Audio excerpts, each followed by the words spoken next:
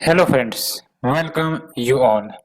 Science and technology के revision series में हम लोग जो इम्पोर्टेंट चैप्टर्स है उसे क्विक रिवीजन के रूप में डिस्कस करेंगे, क्योंकि as the time is very less और फास्ट फॉरवर्ड में रिवीजन करना जरूरी होगा और खासकर इम्पोर्टेंट पॉइंट्स और टॉपिक्स को ही ध्यान में रखे जाएंगे सो दैट कम टाइम में ज्यादा टॉपिक्स कवर कर दिए जाएं और क्वेश्चंस के आने की संभावनाएं अगर बनती है तो उन्हीं टॉपिक से आए। ठीक है, तो आज डिजीज के टॉपिक से हम लोग शुरू करेंगे। So let's start. तो डिजीज के बारे में आप जानते ही हो, एबनॉर्मल कंडीशंस और उसके अपने साइंस सिम्पटम्स होते हैं, यू ऑलरेडी नो, लेकिन हमें उसमें जाने की जरूरत नहीं है।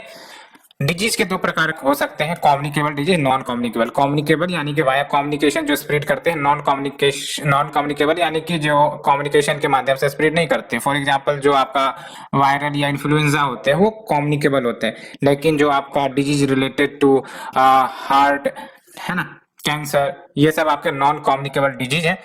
सो ये डिजीज के दो डिफरेंशिएशन है। कम्युनिकेबल डिजीज हमने बता दिया, कुछ एग्जांपल ले लो, HIV, टीबी, मलेरिया, ये सब आपके कम्युनिकेबल डिजीज है ना।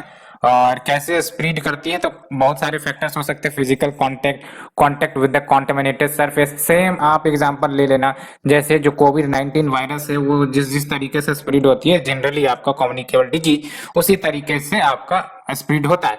Travel through air, bite from insect और animals, contact with contaminated food surface.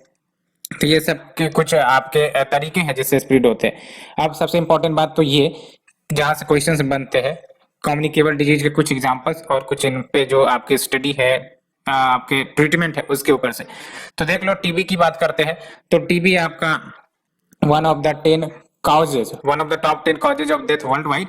And आपका काउज किसके कारण होता है, तो ये आपका याद रखना, TB is caused by bacteria. उस बैक्टीरिया का नाम है बेसिकली बैसिलस माइकोबैक्टीरियम ट्यूबरक्लोसिस। ठीक है, और ये प्राइमरली लंग्स को अफेक्ट करता है। अगर वो लंग्स को अफेक्ट कर रहा है तो उन्हें पल्मोनरी टीबी कहेंगे, लेकिन it can also affect the other sides, उसको एक्स्ट्रा पल्मोनरी टीबी कहेंगे। और पूरे विश्व में इंडिया का जो टीबी बर्डन है वो हाईएस्ट है। दूसरे नंबर पर इंडोनेशिया का नंबर, तीसरे नंबर पर चाइना का नंबर। और बेसिकली साइंस एंड सिम्पटम्स अगर देखें तो आपका शुरुआती दौर वाला जो टीबी होता है वो उसमें कोई सिम्टम्स नहीं झलकते हैं, लेकिन we need not to discuss this. हमें ये याद रखना है एग्जाम पॉइंट ऑफ व्यू से कि ट्यूबरक्लोसिस ट्रीटमेंट क्यूरेबल है, प्रिवेंटेबल भी है। ठीक है, and about 85% of the people who develop TB disease can be successfully treated with A 6 month drug regime है। तो 6 मंथ ड्रग रेजिम आप फॉलो करोगे तो उसे ट्रीट किया जा सकता है। क्या वैक्सीन है क्या, तो आप देख लो, BCG living attenuated bacteria antibiotics, example पर आपका स्ट्रिप्टोमाइसिन, ये आपका एंटीबायोटिक्स है जो यूज किया जाता है टीबी के ट्रीटमेंट के लिए। हालांकि जो क्वेश्चंस आते हैं जनरली वो ड्रग रेसिस्टेंस टीबी के ऊपर आते हैं। अब ड्रग रेसिस्टेंस टीबी में वैरायटीज है। एक तो आपका मल्टी ड्रग रेसिस्टेंट टीबी, नाम से ही पता चल रहा है ड्रग रेसिस्टेंट, यानी कि वैसा टीबी जो ड्रग से ठीक ना हो रहा हो। हम ड्रग रेसिस्टेंट, हम दवाई दिए जा रहे हैं लेकिन वो कोई रेस्पॉन्ड नहीं कर रहा है, तो उसको हम कहते हैं ड्रग रेसिस्टेंट। ठीक है, अब इसमें भी वेराइटीज है। मल्टी ड्रग रेसिस्टेंट टीबी जिसको MDR कहते हैं, and it is TB that does not respond to at least isoniazid and rifamycin. Rifampicin ये आपका ड्रग का नाम है, बेसिकली जो दो most powerful first line drugs हैं जो दिए जाते हैं जनरली। तो आपको क्या यहाँ से याद रखना, आइसोनियाजिड एंड रिफामाइसिन, ये दोनों आपके फर्स्ट लाइनर टीबी ड्रग्स है ना। और मल्टी ड्रग रेसिस्टेंट टीबी में क्या होगा कि ये दोनों दवाई जब दिए जाएंगे तो काम नहीं करेगा ह्यूमन बॉडी पर। एंड जो दूसरा है आपका एक्सटेंसिवली ड्रग रेसिस्टेंट टीबी जिसको XDR टीबी कहते हैं, और इसमें आपका क्या होगा कि at least 4 of the core anti TB drugs जो है उसका भी असर आपका ह्यूमन बॉडी पर नहीं होगा, तो जाकर कहलाएगा आपका ये एक्सटेंसिवली ड्रग रेसिस्टेंस टीबी। तो देख लो, इसमें आपका multi drug resistance MDR TB तो है ही है, 2 टैबलेट जो अभी हमने गिना है। In addition to the resistance of any of the fluoroquinolones, जैसे आपका लेवोफ्लॉक्सासिन हो गए या फिर मोक्सीफ्लोक्सासिन हो गए, and at least one of the 3 injectable second line drugs जिसमें आपका एमाइकासिन, कैप्रीमाइसिन एंड कनामाइसिन। तो जो ऊपर के 2 ड्रग्स हैं वो तो काम नहीं करेंगे, साथ ही साथ ये सब जो कॉम्बिनेशन ऑफ ड्रग्स हैं ये भी काम नहीं करेंगे। है ना। एंड जब हम बात करें टोटली ड्रग रेसिस्टेंट, तो नाम से पता चल रहा है all the first and second line TB drugs ये आपका काम नहीं करेगा। WHO का एंड टीबी स्ट्रेटजी है, और क्या विजन है इसका, तो देख लो, वर्ल्ड फ्री टीबी चाहता है, ये आपका स्ट्रेटजी जिसमें जीरो डेथ हो disease as well as suffering due to the TB, है ना, सबको जीरो करने का इरादा है इसके तहत। And 3 high level over reaching indicator and related target जो 2035 के लिए रखे गए हैं, आप देख लो 95% रिडक्शन किया जाए number of TB death as compare to 2015, 90% reduction किया जाए टीबी इंसिडेंस रेट में कंपेयर टू द 2015, यानी कि जो आपके इन्फेक्शन है उसको कम करने की बात करी जा रही है।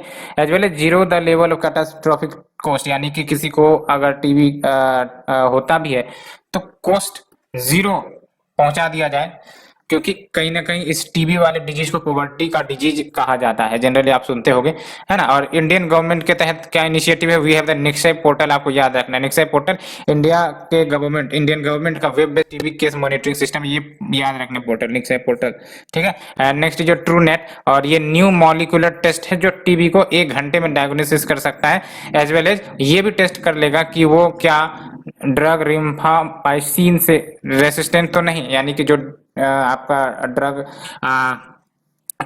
ये जो है आपका रिफामापाइसिन, क्या ये आपका उस व्यक्ति को जिसको टीबी हुआ है उस पर काम करेगा या नहीं करेगा, ट्रू नेट उससे भी डिस्कस और अंडरस्टैंड करवा सकता है। एंड ये डेवलप करी गई है Indian firm Molbio diagnostic private limited and it is endorsed by the WHO। Next is your government interventions to eliminate TB, यहाँ से आपको याद रखने, तो पहली बात तो जरूर याद रखना, ये जो टीबी वैक्सीनेशन प्रोग्राम है ये आपका यूनिवर्सल इम्यूनाइजेशन प्रोग्राम में कवर्ड। यूनिवर्सल इम्यूनाइजेशन प्रोग्राम में 12 वैक्सीन आते हैं, है ना, तो जिसमें से आपके टीबी वैक्सीनेशन को भी कवर किया गया है। And revised national TB control programme जो रिलीज करी गई है, for example national strategic plan to end TB framework in 2017 for the control and elimination of TB in India 2025 तक, है ना, यही ऑब्जेक्टिव याद रखना है। वैसे तो आपका जनरली SDG का गोल 2030 में फुलफिल करना है, लेकिन गवर्नमेंट ने टारगेट कर रखा है कि बाय 2025 हमें भारत से टीबी को इंड करना होगा, है ना। और ये जो आपका revised national TB control programme है वो इंप्लीमेंट किया जा रहा है under the umbrella of the national health mission and we are the TB हारेगा देश जीतेगा कैंपेन, और ये मिनिस्ट्री ऑफ हेल्थ के द्वारा चलाई जा रही है to improve and expand the reach of TB care services जो गवर्नमेंट के द्वारा प्रोवाइड करी जाती है across the country by 2022। And अगर हम बात करें national strategic plan to end TB in India by 2025, तो क्या है आपका ये प्लान, तो देख लो, इसमें आपको गोल्स स्ट्रेटजीज बताए जाते हैं for the countries response to the disease during the period 2017 से 2025, और ये आपका एलिमिनेट करना चाह रहा है टीबी को 5 years ahead of the global end TB, जो आपका 2030 का टारगेट है globally to end TB, but हम लोग 2025 तक टीबी को भारत से खत्म करना चाह रहे हैं, ठीक है, to attain the vision of TB free India. And TB elimination को इंटीग्रेट किया गया है 4 स्ट्रेटेजिक पिलर में, पहले तो डिटेक्ट, उसके बाद ट्रीट, उसके बाद प्रिवेंट, उसके बाद बिल्ड, ये आपका 4 पिलर्स पर टीबी एलिमिनेशन स्ट्रेटेजी को खड़ा किया गया है। And next communicable disease is जो डायरिया बेसिकली, तो loose water stools that occur more frequently than usual, ये आपका डायरिया का कंडीशन है बेसिकली। और काउज की बात करें तो when there is a reduction in the absorption of fluid, यानी कि जो फ्लूइड हम लोग कंज्यूम करते हैं और अगर उसका एब्जॉर्प्शन शरीर नहीं कर रहा है तो उसके कारण आपका डायरिया जैसे केसेस देखने को मिलते हैं, ठीक है, या फिर increase in the secretion of fluid या फिर speedy passage of stool through the intestine, तो ये सब कुछ फैक्टर्स हैं और इसको 2 मेन टाइप्स में क्लासिफाई कर सकते हैं, एक तो एक्यूट डायरिया और दूसरा क्रॉनिक डायरिया। तो एक्यूट में क्या होगा, ये आपको शॉर्ट पीरियड तक ही परेशान करेंगे, मेन लास्ट फॉर 2 और 3 days but not more than a week, है ना, और ये लाइफ थ्रेटनिंग नहीं है। नेक्स्ट इज क्रॉनिक डायरिया, तो ये आपका 1 से 2 सप्ताह तक चलते हैं but it can last much longer more than 2 से 3 वीक्स, और ये आपका लाइफ थ्रेटनिंग भी हो सकते हैं, ठीक है। एंड सिम्पटम्स की बात करें तो loose stools, vomiting, nausea, cramps, feeling of a bowel movement, इस प्रकार की आपके जो सिम्पटम्स आते हैं, ठीक है। एंड ट्रीटमेंट की बात करें तो एक्यूट डायरिया अपने आप ठीक हो जाएगा 2 से 3 दिन में, ठीक है, विदाउट एनी ट्रीटमेंट, लेकिन एडवाइस करी जाती है to consult the physician regardless. Next is your anthrax. Next is जो एंथ्रेक्स, तो एंथ्रेक्स आपका सीरियस इन्फेक्शियस डिजीज है जो ग्राम पॉजिटिव ग्राम पॉजिटिव के द्वारा आपका काउज करती है, ग्राम पॉजिटिव बैक्टीरिया के कारण काउज होती है बेसिकली, एंड ये रॉड शेप्ड बैक्टीरिया है नॉन एज बैसिलस एंथ्रेसिस, ठीक है। तो anthrax is caused by bacteria not virus, ये तो जरूर याद रखने डिफरेंशिएशन कि वायरस से काउज हो रहा है या फिर आपका बैक्टीरिया से। तो एंथ्रेक्स आपका बैक्टीरिया का नाम है बैसिलस एंथ्रासिस, ठीक है, और ये आपका सीरियस इन्फेक्शियस डिजीज है, ठीक है, caused bye gram positive bacteria. And ये एंथ्रेक्स आपको कहाँ मिल सकते हैं, तो नेचुरली इन सॉइल, और ये डोमेस्टिक और विल्ड एनिमल्स को जनरली अफेक्ट करते हैं, एंड जैसे आपका कैटल हो गया, सीप हो गया, ये सब हो गए। पीपल को भी एंथ्रेक्स हो सकता है from contact with the infected animals wool, meat या हाइट, ठीक है। स्प्रेड की बात करें तो it can spread by spores, है ना, और ये याद रखना, it does not spread directly from one infected animal और द पर्सन टू अनदर, है ना, तो डायरेक्टली तो नहीं, लेकिन स्पोर्स के माध्यम से स्प्रेड हो जाती है, ठीक है। और ये जो स्पोर्स है can be transported by clothing या फिर शूज। सिम्टम्स वही जनरल सिम्टम्स आपके fever, skin blister, dark scab, ये सब है, but it is not for important. And treatment की बात करें तो देख लो, स्टैंडर्ड ट्रीटमेंट अगर हम बात करें एंथ्रेक्स की तो 60 डेज कोर्स चलता है एंटीबायोटिक का, और कुछ जो एंटीबायोटिक यूज किए जाते हैं वो आपका सिप्रोफ्लॉक्सासिन एंड डॉक्सीसाइक्लाइन, ठीक है, और एंटी एंथ्रेक्स वैक्सीन मार्केट में अवेलेबल है, और ये इम्यून रिस्पॉन्स जनरेट करते हैं against this bacteria, that is bacillus protein protective antigen, which is a protein जो मदद करता है in the transport of bacillus toxins inside the cell. तो इसी प्रोटीन को डिस्ट्रॉय करने का काम आपका एंटी एंथ्रेक्स वैक्सीन करता है। नेक्स्ट इज योर लियोप्रेसी, और लियोप्रेसिस की बात करें तो ये आपका chronic but curable infectious disease है, और इसके कारण स्किन लेजन्स हो जाती है, नर्व डैमेज हो जाती है। और ये लेप्रेसी किसके कारण काउज हो रही है, देख लो, माइकोबैक्टीरियम लेप्रे, तो ये भी बैक्टीरिया ही है। Normally skin, eyes, nose, peripheral nerves, इन सबको अफेक्ट करती है, और सिम्पटम्स में आपको रेड स्किन पैचेज मिल जाएंगे, रिड्यूस सेंसेशन, ठीक है। तो ये सब कुछ सिम्पटम्स है, but no need to remember that. Mode of transmission की बात करें तो जब आप एयरबोर्न ड्रॉपलेट्स जो इन्फेक्टेड इंडिविजुअल्स हैं उनका ब्रीथिंग करते हो तो फिर ये आपका ट्रांसमिट हो सकता है, and it can B contracted at any days, तो उम्र की सीमा नहीं है यहाँ पर, ठीक है, it can B contracted at any as. And treatment की बात करें तो ये आपका 6 से 12 महीने लग सकते हैं इसको ट्रीटमेंट के लिए। मल्टी ड्रग थेरेपी दिया जाता है, एंड अर्ली ट्रीटमेंट से अवॉइड द डिसेबिलिटी, अगर ट्रीटमेंट अर्ली हो गई तो डिसेबिलिटी नहीं होगी, otherwise it can cause disability as well. Rifampicin and clofazimine ये कंबाइन कर दिए जाते हैं डैप्सोन के द्वारा to treat the multibacillary leprosy. And related information जो आपको जानना है यहाँ से, तो it is one of the oldest disease in the recorded history, और ये ह्यूमैनिटी को सिंस टाइम इमोरियल, यानी कि बहुत पहले से, जब से मान के चलो ह्यूमन का एग्जिस्टेंस है तब से ही आपको ये जो है अफेक्ट कर रहा है, क्योंकि बैक्टीरिया वायरस उस समय से ही मौजूद थे। And written account of leprosy date as far as 600 BC, but no need to remember, ये सब याद रखने की जरूरत नहीं है, बस ये याद रखो लेप्रेसी को हैंसेंस डिजीज भी कहते हैं, और वर्ल्ड लेप्रेसी डे आपका सेलिब्रेट किया जाता है last Sunday in January every year, but no need to remember, है ना। थीम भी आप देख लो, but no need to remember. The date was chosen by French humanitarian Raoul Follereau in 1953 to coincide with the anniversary of Mahatma Gandhi death anniversary, जो 30 जनवरी 1948 को था, but no need to remember again, है ना।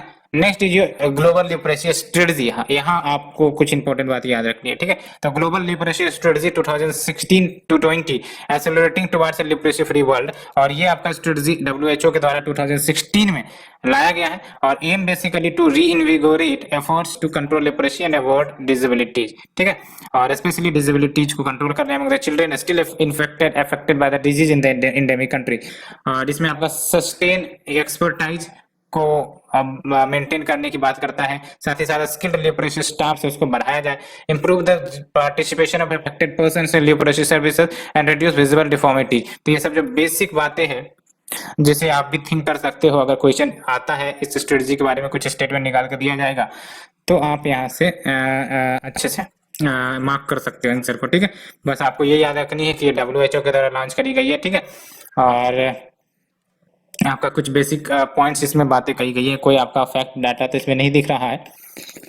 Next is your communicable disease, जो आपके viruses से cause होता है। अभी तक हमने जो भी देखा बैक्टीरिया से ही देखा, अब हम वायरस से देखेंगे, ठीक है। तो पहली बात तो एड्स या फिर एक्वायर्ड इम्यूनो डिफिशियंसी सिंड्रोम, और ये आपका ह्यूमन इम्यूनो डिफिशियंसी वायरस। नाम से पता चल रहा है ये वायरस क्या करती है, हमारी इम्यूनिटी को डेफिशिएंट कर देती है, जिसके कारण फाइटिंग पावर बहुत ही ज्यादा कम हो जाता है, जिसके कारण वीकनेस और तरह तरह की जो दिक्कतें हैं वो सामने आने लगती है। और याद रखना है HIV is a lenti virus, और ये लेंटी वायरस सब क्लासिफिकेशन है रेट्रोवायरस का, यानी कि रेट्रोवायरस के बहुत सारे ग्रुप्स हैं, उसमें से आपका एक है लेंटी वायरस जो आपका ये काउज करता है, और it causes HIV infection which over time leads to AIDS. तो HIV आपका शुरुआती दौर होता है, और आपका इम्यूनिटी अगर स्ट्रांग है तो वो तो चलो ठीक हो जाएगा, लेकिन इम्यूनिटी अगर वीक है तो it will slowly leads to AIDS. And HIV demolishes a particular type of WBC, और WBC आपको भी पता है ना, फाइट करते हैं फॉरेनर से, यानी कि अगर कोई फॉरेन अटैक किया है तो WBC white blood cell fight करते हैं उनसे और उनको खत्म करते हैं, लेकिन HIV व्हाइट ब्लड सेल्स को ही खत्म करने का प्रयास करता है, as well as the T helper या फिर CD4 cells. And using some other viruses the human body, मतलब अन्य जो वायरसेस की बात हम करते हैं तो वो तो चलो शरीर से लड़ झगड़ कर निकल जाता है, लेकिन HIV जो है वो हमारे शरीर को छोड़ता नहीं है completely, even with treatment. So once a person gets HIV currently there is no cure, याद रखना आपको, ठीक है, तो नो क्यूर है अभी। And next is your Elisha, यानी कि एंजाइम लिंक्ड इम्यूनो एब्जॉर्बेंट एसे टेस्ट। तो इलिशा टेस्ट की बात करें तो ये आपका टेस्ट है जो डिटेक्ट करता है, मेजर करता है एंटीबॉडीज को इन द ब्लड, ठीक है, और इसकी मदद से एंटीबॉडीज डिटरमाइन करी जा सकती है related to certain infectious condition. और एंटीबॉडीज क्या है बेसिकली, तो हमारा शरीर एंटीबॉडीज बनाता है, यानी प्रोटीन बनाता है जो हार्मफुल सब्सटेंसेस कॉल्ड एंटीजेंस उससे लड़ता है। और जो इलिशा टेस्ट है वो आपका इस्तेमाल किया जा सकता है to diagnosis HIV which causes AIDS. Lyme disease को भी डायग्नोसिस करने के लिए यूज किया जा सकता है इस टेस्ट का। रोटा वायरस, तो वेरियस यूजेज आप देख रहे हैं along with varicella zoster virus which causes chicken pox and shingles Zika virus. तो देख सकते हो जिका वायरस के प्रेजेंस को भी चेक किया जा सकता है along with your rota virus, Lyme disease है ना, इन सब को भी चेक कर सकते हैं। और ELISA is often used as a screening tool before more in depth test are ordered. और for the first time India has developed, that's why ये न्यूज में आया है ELISA test, because for the first time India has developed an indigenous ELISA test for corona virus, ठीक है, corona virus के लिए आपका डेवलप किया गया था, और इसे डेवलप कौन किया, National Institute of Virology which is headquartered in Pune. Next is your highly active anti retroviral therapy, HAART जिसको कहते हैं, ठीक है, और ये हार्ट आपका ट्रीटमेंट रेजिमेन है जो आपका कॉम्बिनेशन ऑफ 3 और मोर एंटी रेट्रोवियल ड्रग से मिलकर आपका बनता है, ये ट्रीटमेंट करी जाती है। और हार्ट को एंटी रेट्रोवायरल थेरेपी भी कहते हैं, या फिर कॉम्बिनेशन एंटी रेट्रोवायरल थेरेपी कहते हैं। एंड ये आपका ट्रीट करता है human immunodeficiency virus type 1 infected patient. और होता क्या है इसमें, हार्ट में तो डिफरेंट ड्रग्स के कॉम्बिनेशंस दिए जाते हैं जो वायरल रेप्लिकेशंस को खत्म करने या फिर उनको रोकने में मदद करता है, so that propagation of virus with resistance to single agent becomes inhibited by the action of other 2 agent, है ना। तो ग्रोथ नहीं होगी तो फिर कहीं ना कहीं हमारी बॉडी लड़ने में सक्षम होगी और फिर वो बाहर निकल सकती है। लेकिन इंपॉर्टेंट बात ये है कि जो हार्ट है ये आपका, it is mainly to reduce the transmission of HIV-1, लेकिन HIV टाइप 2 के लिए भी ये यूटिलाइज किए जाते हैं। लेकिन इंपॉर्टेंट बात ये है कि जब इसे HIV टाइप 2 के लिए यूटिलाइज किया जाता है तो there is no specific guideline of recommendations for HIV-2 treatment. तो कहीं ना कहीं ये आपका एक्सपेरिमेंटल स्टेज पर ये ट्रीटमेंट चलता है फॉर HIV टाइप 2। एंड आप देख लो instead HIV-2 management is under HIV-1 guidelines with some modification. तो आपको बेसिक याद रखना है सिर्फ इसके बारे में, highly active anti retroviral therapy क्या है ये basic. So let's move to the next one, polio. तो पोलियो की बात करें तो काफी ज्यादा इन्फेक्शियस और वायरल डिजीज है, और ये डायरेक्टली नर्वस सिस्टम को इन्वेड करता है and can cause irreversible paralysis within hour. And 3 individual and immunologically distinct wild polio virus strains आपको देखने मिलेंगे। एक तो आपका wild polio virus type 1, type 2 and wild polio virus type 3, ये 3 टाइप मिलेंगे आपको।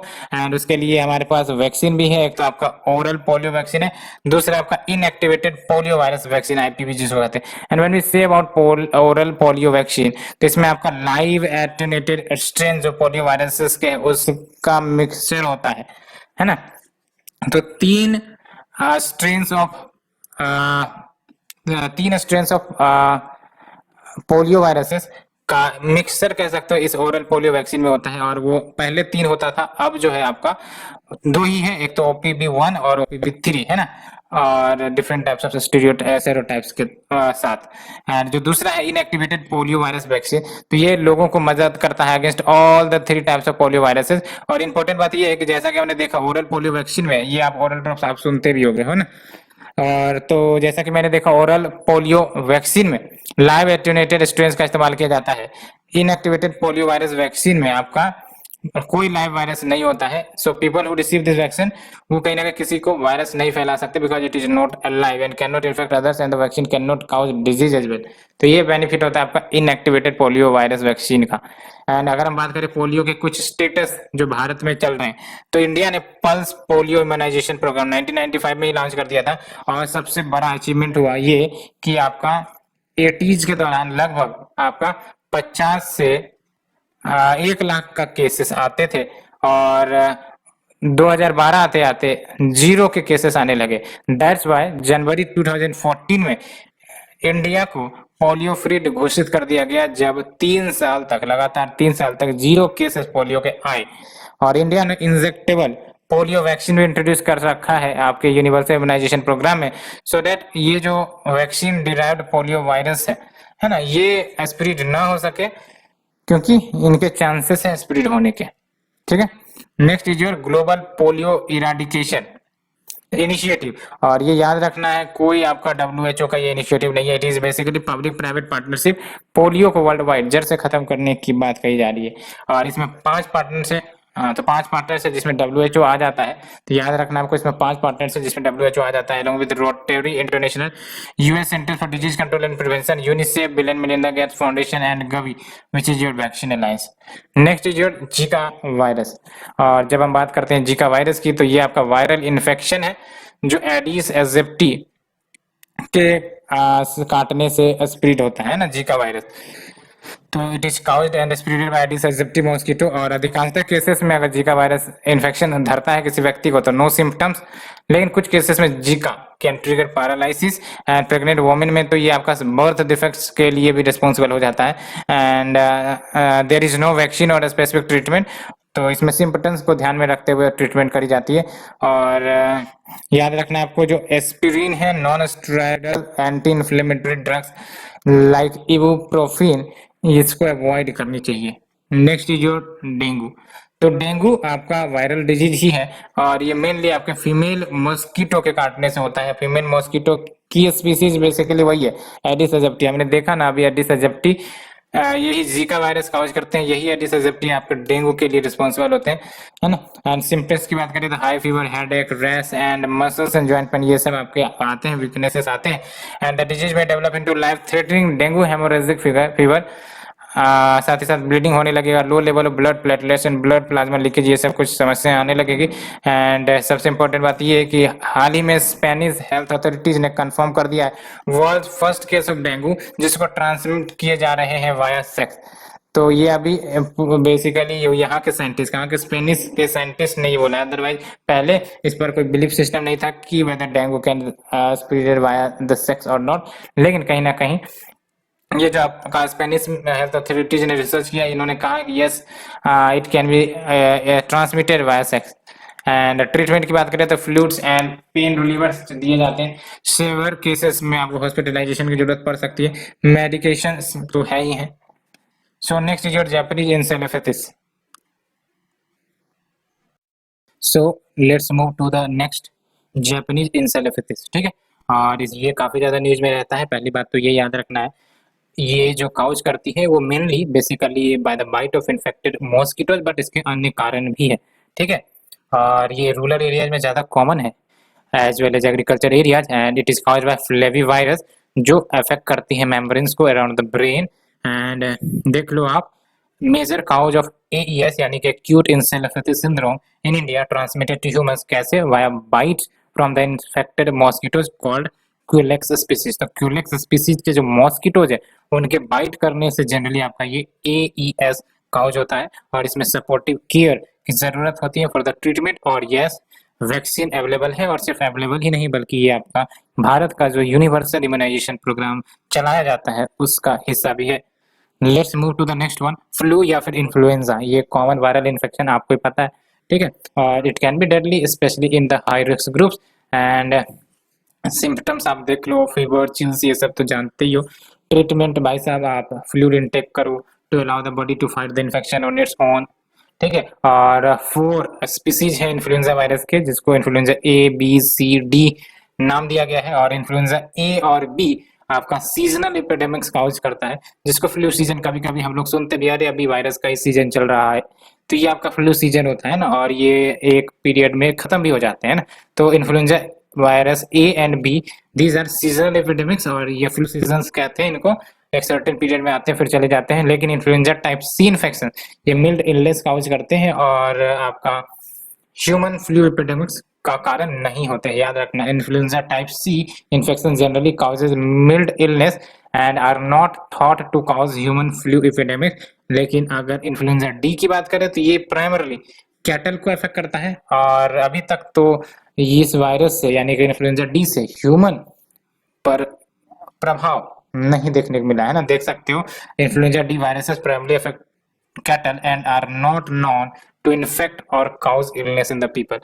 और जो कॉमन इन्फ्लुएंजा आउटब्रेक्स जो हुए हैं by the influenza a strain, H1N1 जिसको स्वाइन फ्लू भी नाम दिया जाता है, H5N1, H5N8, H2N9, H2N9, ये सब आपके बर्ड फ्लू के वेराइटीज है, ठीक है। तो H1N1 अब भी आपका अभी बर्ड फ्लू न्यूज में आया था ना, H5N1 वाला स्ट्रेन आपने सुना होगा, तो ये याद रखना है। H5N1 हो, H5N8 हो, H2N9 हो, ये सब आपके बर्ड फ्लू के कैटेगरी में आते हैं, और H1N1 आपका स्वाइन फ्लू। नेक्स्ट जो निपाह, और निपाह वायरस काफी ज्यादा न्यूज में रहा था 1-2 साल पहले। तो ये आपका जूनोटिक वायरस है, यानी कि आपका एनिमल्स से ह्यूमंस में ट्रांसमिट होता है। जूनोटिक की मतलब ये होती है फ्रॉम एनिमल्स टू ह्यूमंस, ठीक है। ट्रांसमिशन की बात करें तो आप देख लो, ये ह्यूमंस को ट्रांसमिट होते हैं फ्रॉम एनिमल्स, जैसे बैट्स हो गए, पिग्स हो गई, या फिर कंटेमिनेटेड फूड्स खा लिया है ना, या फिर आपका ह्यूमन टू ह्यूमन ट्रांसमिशन भी होता है।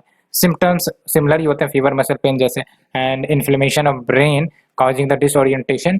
तो ये आपका ब्रेन को असर करता है। लेकिन याद ये रखना है जो एग्जाम के लिए, देयर इज नो ड्रग्स या vaccine specific for Nipah virus infection. Next is your pandemic, जो लॉकडाउन करने में कहीं ना कहीं कंट्रीब्यूट किया, और नेशंस को कितना ज्यादा परेशान किया आपको भी पता है। We all are facing that. And corona virus आपका लार्ज फैमिली ऑफ वायरसेस है, और ये range of animals such as bats, cats, birds, इन सब में आपको मिल जाते हैं, ठीक है। और ये रेस्पिरेटरी या फिर गैस्ट्रो इंटेस्टिनल सिम्पटम्स काउज कर सकते हैं the humans with infectious disease ranging from the common cold, या फिर मोर सीवियर डिजीज हो सकता है, जैसे SARS which stands for severe acute respiratory syndrome, या फिर MERS, middle east respiratory syndrome को, एंड कोविड-19 है ना। तो ये याद रखना, कोरोना वायरस जब हम बात करते हैं तो ये अम्ब्रेला स्पीसीज है, ठीक है। इसके अंतर्गत बहुत सारे आ जाते हैं। एक तो आपका कोविड-19 आ सकता है, सार्स आ सकता है, मर्स आ सकता है ना। तो ये है आपके corona virus, family of viruses है ये, ठीक है। और सार्स कोरोना वायरस आपका कहा जाता है कि बैट्स से स्प्रेड हुआ था, बैट्स से सिवेट कैट्स में गया था, सिवेट कैट से ह्यूमंस में गया था, in the Guangdong province of southern China 2002। तो सार्स का भी आप देख सकते हो फैलने का कहीं ना कहीं जो एरिया है वो चाइना से स्प्रेड हुआ था। लेकिन जब हम मर्स की बात करते हैं तो ये बैट्स से कैमल्स और कैमल से ह्यूमंस में स्प्रेड हुआ था, ऐसा कहा जाता है। और ये सऊदी अरेबिया से फिर स्प्रेड होना शुरू हुआ था 2012 में। एंड कोविड-19 viruses was first identified in Wuhan, वही province, China 2019।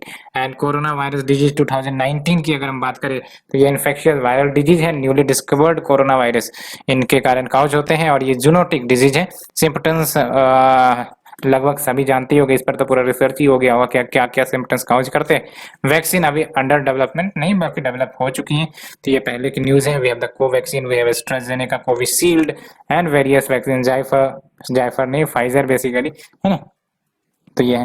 And next is your hepatitis. हाँ, तो यहाँ से क्वेश्चंस आ सकते हैं, यहाँ से क्वेश्चंस बेसिकली आए भी है, ठीक है। तो हेपेटाइटिस की जब हम बात करते हैं तो ये इन्फ्लेमेटरी कंडीशन लीवर को जनरली अफेक्ट करते हैं, और ये जनरली वायरस इन्फेक्शन के कारण काउज होते हैं। लेकिन इनके काउज होने के अलग कारण भी हो सकते हैं, जिसमें आपको ऑटो इम्यून हेपेटाइटिस है ना। And hepatitis that occurs as a secondary result of medications, drug, toxins and alcohol. तो आप एक्सट्रीम कंजम्पशन करोगे अल्कोहल या फिर टॉक्सिन्स जैसे जो आपका होते हैं किसी भी मटेरियल में, टॉक्सिसिटी जिसको हम कहते हैं, तो वो सब भी कहीं ना कहीं आपका हेपेटाइटिस को स्प्रेड करने में कंट्रीब्यूट करता है। तो यहाँ पर देख लो हेपेटाइटिस के वेरियस टाइप्स है।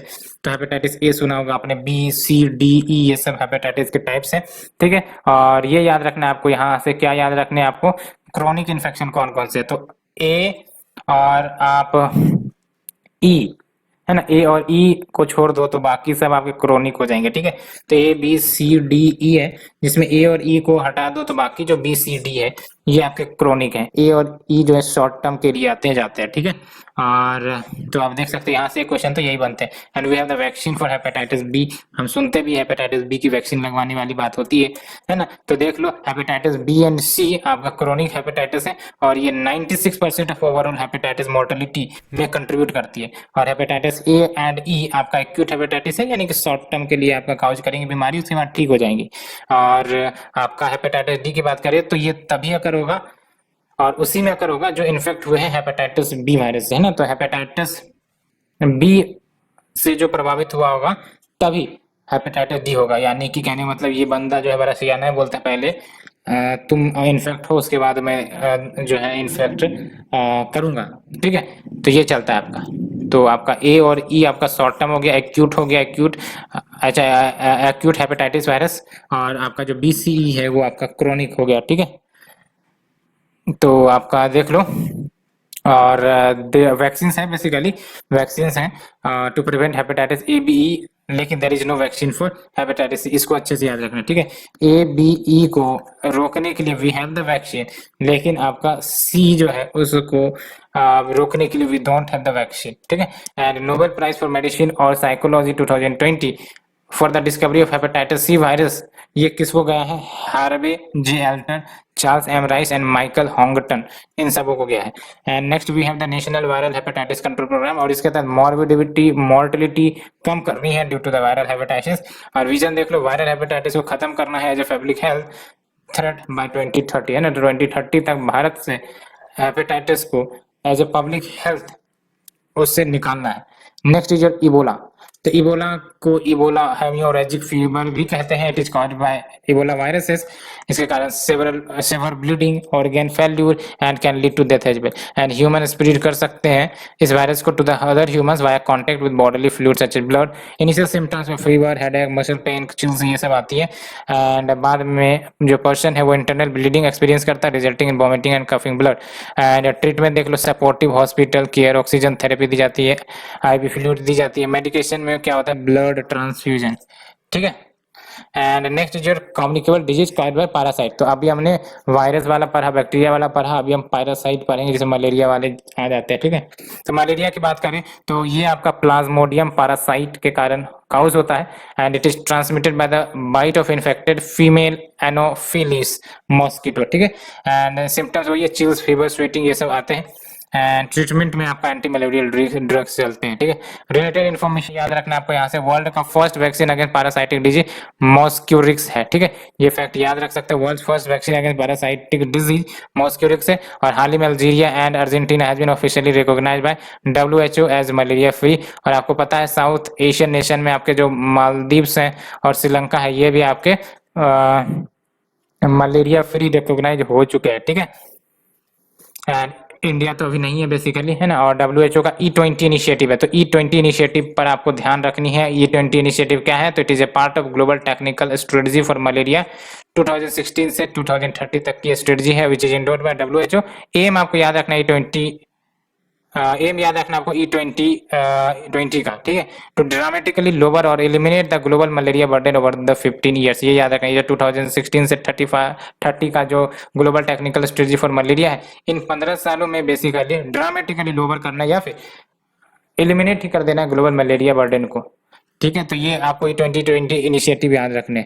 नेक्स्ट इज कालाजार या फिर ब्लैक फीवर। तो ये आपका नेग्लेक्टेड ट्रॉपिकल डिजीज है जो ऑलमोस्ट 100 कंट्रीज से ही ज्यादा को अफेक्ट कर रहे हैं including India, caused by infection with Leishmania parasitic, है ना। तो कालाजार या फिर इसी को दमदम फीवर भी कहते हैं, है ना। और ये लेशमेनियासिस पैरासाइट्स के कारण काज होते हैं, तो also known as Dumdum fever spread via sand fly bites. Symptoms वही है, कुछ पीपल सिम्टम्स डेवलप ही नहीं करते, अदर्स के लिए आपका फीवर, वेट लॉस, ये सब होते हैं। 3 प्रकार के लेशमैनियासिस हैं, एक तो वी लेशमैनियासिस यानी कि विसरल लेशमैनियासिस जो मल्टीपल ऑर्गन्स को अफेक्ट करते हैं and is most serious form of disease. And next is your cutaneous leishmaniasis which causes skin sores and the most common form. तो क्यूटेनियस लेशमैनियासिस ये आपका most common form of leishmaniasis देखने को मिलता है। नेक्स्ट इज म्यूकोक्यूटेन लेशमैनियासिस है ना, mucocutaneous leishmaniasis which causes skin and mucosal lesions. And अगर हम बात करें वी लेशमैनियासिस की तो कॉमनली इसको काला जार कहते हैं भारत में, और आप देख सकते हो fertility rate 95% of the cases अगर अनट्रीटेड रहा तो। And this type of leishmaniasis affect the internal organ usually the spleen, liver, bone marrow. Medication की बात करें तो yes medication are there to kill these parasites, and अगर untreated रखा गया तो आपका फैटेलिटी हो सकती है। Next is your non communicable disease. तो नॉन कम्युनिकेबल डिजीज जैसा कि आपको पता है ये क्रोनिक डिजीज होते हैं, लंबे समय तक चलते हैं, है ना, और ये genetics, physiological, environmental, behaviour factors के कारण आपका ये हो सकते हैं। For example main type of NCD cardiovascular disease like heart attack, heart stroke, cancers, chronic respiratory disease यानी कि लंबे समय तक रेस्पिरेटरी डिजीज चल रही है, जैसे अस्थमा, तो ये सब क्रॉनिक हो जाएंगे। And diabetes, NCDs disproportionately affect the people in the low and middle income country, जहाँ more than 3/4 of global NCD deaths occur। तो देख सकते हो more than 3/4 है ना, 3/4 of the death related to NCD वो आपका middle and low income countries में होता है। नेक्स्ट इज अगर हम बात करें NCDs non communicable diseases and India के बीच का स्टेटस देखें तो Indian council of medical research के रिपोर्ट के अनुसार जिसका title India health of the nations state, तो देख लो एनसीडी का जो कंट्रीब्यूशन है to the total death in the country वो 61.8% 2016 में रहा है ना, और 1990 की बात करें तो देख लो कितना कम था, 37.9%। और केरला, गोवा, तमिलनाडु के स्टेट्स में because of the epidemiological transition fever death record हो रहे हैं communicable maternal neonatal nutritional disease के कारण। तो कहीं ना कहीं एनसीडीज का जो non communicable disease thereby raising the share of NCDs in total death। और देख लो रिस्क फैक्टर क्या है, तो आपका एजिंग एक फैक्टर होता है, हेल्दी डाइट है, फिजिकल एक्टिविटी न करना, हाई ब्लड प्रेशर होना, हाई ब्लड शुगर होना, हाई कोलेस्ट्रॉल और ओवर वेट, ये सब कहीं ना कहीं प्रभावित करते हैं। और अगर हम बात करें national non communicable disease monitoring survey की तो देख लो 5 में से 2 adult have 3 or more risk factor for NCDs, that's why physical exercise is very necessary। and overweight or obese में देख लो more than 1 in every 4 adults and 6.2 of the adolescents facing the overweight issue।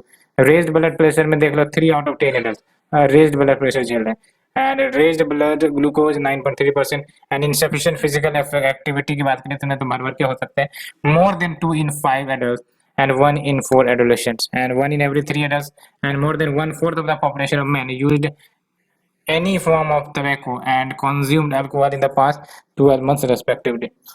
तो देख लो है ना। And next is your most important health mission जो चलाए जा रहे हैं, है ना, यहाँ से क्वेश्चन आ सकते हैं, ये प्रोग्राम है गवर्नमेंट के, that's why it can be asked as a question. तो यूनिवर्सल इम्यूनाइजेशन प्रोग्राम की बात करें तो ये largest one of the largest public health programme जो गवर्नमेंट के द्वारा चलाई जा रही है। 1985 में इसको शुरुआत कर दी गई थी और फेज्ड मैनर में इसको इम्प्लीमेंट किया जा रहा है। इसमें वैक्सीन फ्री में प्रोवाइड करी जाती है against the 12 life threatening disease to 26 million children annually. और इसमें आपके कौन कौन से वैक्सीन आ जाते हैं, है ना, देख लो ट्यूबरक्लोसिस हमने डिस्कस किया था, diphtheria, pertussis, tetanus, polio, hepatitis B, pneumonia, meningitis due to haemophilus, influenza type and measles, rubella, Japanese encephalitis and rotavirus diarrhoea. Next is your mission Indradhanush, ठीक है, और ये ministry of health and family welfare के द्वारा 2014 में launch करी गई थी। और बेसिकली ये इम्यूनाइज करना चाहती हैं more than 89 lakh children who are either unvaccinated या फिर partially vaccinated under the UIP by 2020, है ना। और ये चिल्ड्रन को टारगेट करेगा under the 2 years of age as well as, याद रखना आपको, प्रेग्नेंट वुमेन को भी टारगेट करेगा for immunization. And it provide vaccination against 12 vaccine preventable disease. And इससे पहले जो इंक्रीज है इन फुल इम्यूनाइजेशन कवरेज वो 1% पर ईयर से बढ़ रहा था, और फिर देख लो लाटर आपका 6.7% पर ईयर से बढ़ रहा है। And we have the intensified mission Indradhanush, और ये आपका 2017 में लॉन्च किया गया था। और इसके तहत जो इम्यूनाइजेशन कवरेज है उसको इम्प्रूव करना है, यानी और ज्यादा लेवल पर हमें इम्यूनाइजेशन इनिशिएटिव करके लोगों में जागरूकता एज वेल एज उनको वैक्सीन दिलवानी है। And to ensure full immunisation to more than 90% by December 2018। And जो 2 प्रोंग्ड अप्रोच अपनाए जाते हैं। तो we have the creation of health and wellness centre and प्रधानमंत्री जन आरोग्य योजना। तो वेलनेस सेंटर आपको comprehensive primary health care provide कर देंगी, है ना, covering both maternal and child health services, non communicable disease including free essential drugs and diagnostic services, ये सब सुविधाएं मिलती हैं। पीएमजे में आपको 5 लाख पर family secondary and tertiary care beneficiaries के रूप में दिए जाते हैं, which is identified by the latest socio economic consensus 2011। And जो इंश्योरेंस कॉस्ट है वो सेंटर स्टेट दोनों शेयर करते हैं, the ratio of 60:40। And national health agency has been constituted as an autonomous entity for effective implementation of PMJ. So friends, ये हमने आज की डिस्कशन की साइंस एंड टेक्नोलॉजी की। कल हो सकता है आपका साइंस एंड टेक्नोलॉजी जो आपका क्वेश्चन है उनको कंप्लीट करवा दिया जाए। सो फ्रेंड, आज के लिए इतना ही। Thank you friend, thank you very much.